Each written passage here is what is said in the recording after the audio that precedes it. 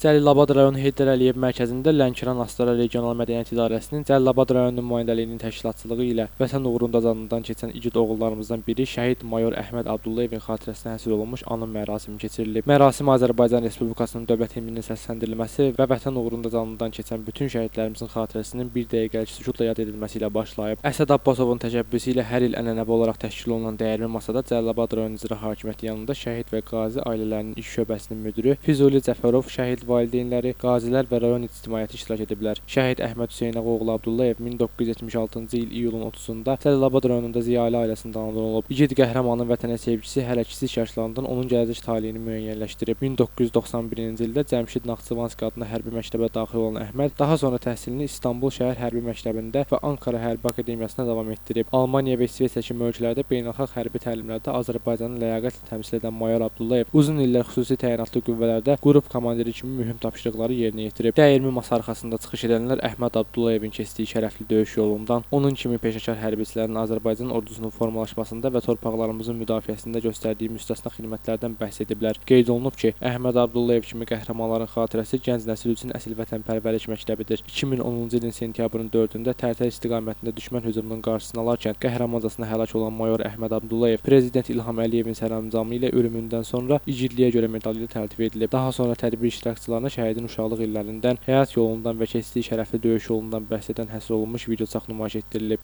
Bugün Əhmədin 50 illiyi idi. Çox istərdik ki, yanımızda olsun və oğlanları necə böyüyüb başa çatdığını görsün. Ona verdiyim sözü yerinə yetirmişəm. Övladları tələbə olub. İnşallah onun yolunu davam elətdirəcəklər. Əhməd vətən uğrunda həlak oldu. Övladları da onun yolunu davam elətdirməyə çalışacaqlar.